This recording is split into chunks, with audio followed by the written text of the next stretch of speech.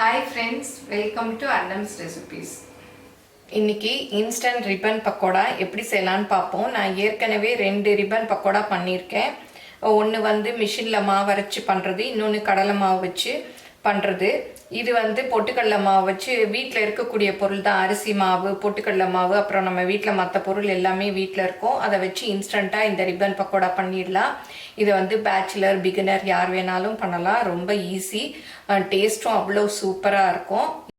அரிசி மாவு வந்து நான் 1 கப் எடுத்திருக்கேன். நீங்கள் கடையில் வாங்கின அரிசி மாவுனாலும் எடுத்துக்கலாம். பொட்டுக்கடலை மாவாக 1/2 கப் எடுத்திருக்கேன். இந்த மெஷரிங் கப்பில் 1/2 கப்பு பொட்டுக்கடலையை நம்ம வீட்டில் வச்சுருக்கோம் இல்லையா, அதை அரைச்சிட்டு சலித்து 1/2 கப் அளவுக்கு எடுத்துக்கணும். 1 டீஸ்பூன் மிளகாப்பொடி, 1 டீஸ்பூன் கருப்பு எள்ளு, அப்புறம் 1/4 டீஸ்பூன் பெருங்காயம், 1/2 டீஸ்பூன் உப்பு, 1 டீஸ்பூன் பட்டர். அவ்வளோதான். நீங்கள் வந்து கருப்பு எள்ளுக்கு பதிலாக வெள்ளை எள்ளு போட்டுக்கலாம், ஓமம் போட்டுக்கலாம். அதெல்லாம் அவங்கவுங்க சாய்ஸ் தான். காரத்துக்கும் மிளகா பொடிக்கு பதிலாக மிளகு பொடி எது வேணாலும் போட்டுக்கலாம். இதை வந்து அப்படியே பிசைஞ்சிட்டு நம்ம இந்த தான் ரிப்பன் பக்கோடா அச்சு, இதை தான் நான் இந்த கட்டையில் போட்டு புளிய போகிறேன். இது பேச்சுலர், பிகினர் யார் வேணாலும் டக்குன்னு செய்யலாம். நீங்கள் எப்பவும் செய்யறச்ச முதல்ல கொஞ்சமாக செஞ்சு பாருங்கள். அப்புறம் நல்லா வந்ததும் நிறையா போட்டுக்கலாம். ஏன்னா ஃபஸ்ட்டே நிறையா போட்டுட்டு நல்லா வரலையேன்னு டென்ஷன் ஆகக்கூடாது. அதனால் இதுதான் நான் எப்போவுமே சொல்கிறது, ஃபஸ்ட்டு கொஞ்சமாக ட்ரை பண்ணி பார்த்துக்கங்க. இப்போ எண்ணெயை அடுப்பில் சூடு பண்ணிட்டேன். அது சுடுறதுக்குள்ளே நம்ம மாவை பிசைஞ்சிக்கலாம். அரிசி மாவு, அப்புறம் பொட்டுக்கடலை மாவு, மிளகாப்பொடி, எள்ளு, அப்புறம் பெருங்காயம், உப்பு, பட்டர். நான் வந்து பட்டர் போட்டிருக்கேன். நீங்கள் வந்து பட்டருக்கு பதிலாக சுடுற எண்ணெய் கூட யூஸ் பண்ணிக்கலாம். ஃபஸ்ட்டு இதை மிக்ஸ் பண்ணிவிட்டு நம்ம பட்டரை போட்டுக்கலாம்.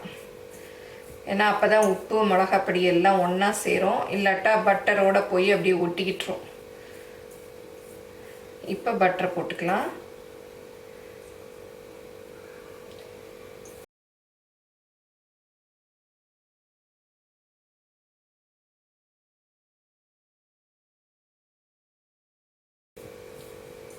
பட்டர் வேண்டான்னு நினைக்கிறவங்க சுடுற எண்ணெயில் கூட 2 டீஸ்பூன் அளவு எடுத்து ஊற்றி பிசைஞ்சிக்கலாம். இல்லை வேணான்னா சும்மா கூட தண்ணி ஊற்றி பிசைஞ்சிக்கலாம்.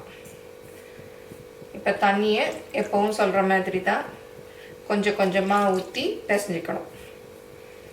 இப்போ 1 டம்ளர் தண்ணி வச்சுருந்தேன். எல்லாமே கரெக்டாக சரியாயிடுச்சு. சில சமயம் அரிசி மாவை பொறுத்து, பொட்டுக்கடலை மாவை பொறுத்து தண்ணியோட அளவு வேறுபடும். அதனால் பார்த்து பிசைஞ்சிக்கோங்க. ரொம்ப கல்லாக பிசையாதீங்க, ரொம்ப தண்ணியாகவும் பிசையாதீங்க. கொஞ்சம் அப்படியே சாஃப்டாக நமக்கு புளிய வர்ற அளவுக்கு பிசைஞ்சிக்கணும். இதை வந்து தீபாவளிக்கு தான் செய்யணும்னு இல்லை, நம்ம சும்மா நாளில் கூட ஸ்நாக்ஸுக்கு செய்யலாம். இப்போ ரிப்பன் பக்கோடா அச்சு அதில் போட்டுட்டேன். மாவையும் இந்த மாதிரி பண்ணி கட்டைக்குள்ளே வச்சிடலாம்.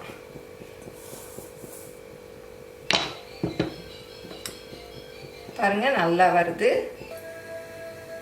இந்த மாதிரி ஒரு கடாயில் எண்ணெயை சூடு பண்ணிக்கணும். இப்போ எண்ணெய் காஞ்சிருச்சான்னு பார்க்கலாம். பாருங்கள், போட்டதும் உடனே மேலே வந்துருச்சு. எண்ணெய் நல்லா காஞ்சிருச்சு. எப்போவுமே புளியரைச்ச வந்து அடுப்பை வந்து ஹையில் வச்சுருக்கணும். அப்புறம்தான் நம்ம குறைச்சி வைக்கணும். இப்போ பிழிஞ்சு விட்டுறலாம்.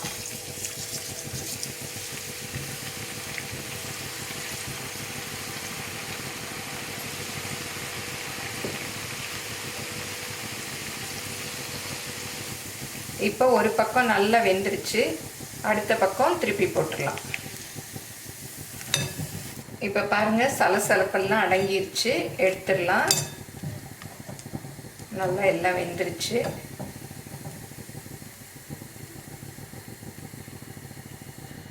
இதை அப்படியே எண்ணெயை வடிச்சிட்டு இந்த மாதிரி ஒரு எண்ணெய் வடிகிற கூடையில் போட்டால் எண்ணெய் எல்லாம் அப்படியே வடிச்சிடும். இப்போ ரிப்பன் பக்கோடாலாம் நான் வந்து ஒடிச்சு இந்த சைஸ்க்கு ஒடிச்சு இதில் போட்டு வச்சுருக்கேன். நீங்கள் இப்படி வேணாலும் யூஸ் பண்ணிக்கலாம். இதை வந்து டக்குன்னு உடனே மூடிடக்கூடாது. இந்த மாதிரி ஒரு துணியை போட்டு மூடி வச்சிடணும். அது வந்து கொஞ்சம் அந்த சூடுலாம் ஆறின பிறகு அப்புறம் இந்த மூடி போட்டு மூடி வச்சுக்கலாம். இப்போ இன்ஸ்டன்ட் ரிப்பன் பக்கோடா டேஸ்டியாக ரெடி ஆயிடுச்சு. இது ரிப்பன் மாதிரி அப்படியே இருக்கிறதுனால இதுக்கு ரிப்பன் பக்கோடான்னு சொல்கிறோம். இது சிலர் வந்து ஓலை பக்கோடா, நாடா பக்கோடா எப்படி வேணாலும் சொல்லுவாங்க. இது வந்து வீட்டில் இருக்கக்கூடிய பொருட்களை வச்சு டக்குன்னு எல்லாருமே செஞ்சிடலாம். இது ரொம்ப டேஸ்ட்டாக இருக்கும். பொட்டுக்கடலை மாவு சேர்த்துக்கிறதுனால பாருங்கள், அப்படியே கிறிஸ்பாக அப்படியே நொறுங்கிட்டு வரும். அப்படியே நல்லா அவ்வளோ டேஸ்ட்டாக இருக்கும். இதை வந்து பேச்சுலர்ஸ், பிகினர்ஸ் யார் வேணாலும் செய்யலாம். நான் வந்து மெஷரிங் கப்பில் 1 கப் அளவுக்கு செஞ்சேன். இந்த டப்பாவில் ஒரு ஃபுல் டப்பாவும் கொஞ்சம் எக்ஸ்ட்ராவும் இருந்தது. அதை பார்த்துக்கிட்டு நீங்கள் எவ்வளோ வேணுமோ அந்த அளவு செஞ்சுக்கங்க. எல்லோரும் செஞ்சு பாருங்கள், எப்படி வந்ததுன்னு உங்கள் கமெண்ட்ஸை சொல்லுங்கள். பிடிச்சிருந்தா லைக் பண்ணுங்கள், உங்கள் ஃப்ரெண்ட்ஸுக்கும் ஷேர் பண்ணுங்கள். மறக்காமல் எங்கள் சேனலை சப்ஸ்கிரைப் பண்ணுங்கள். இன்ஸ்டாகிராம், ஃபேஸ்புக்கில் அன்னம்ஸ் ரெசிபீஸை ஃபாலோ பண்ணுங்கள். தேங்க்யூ.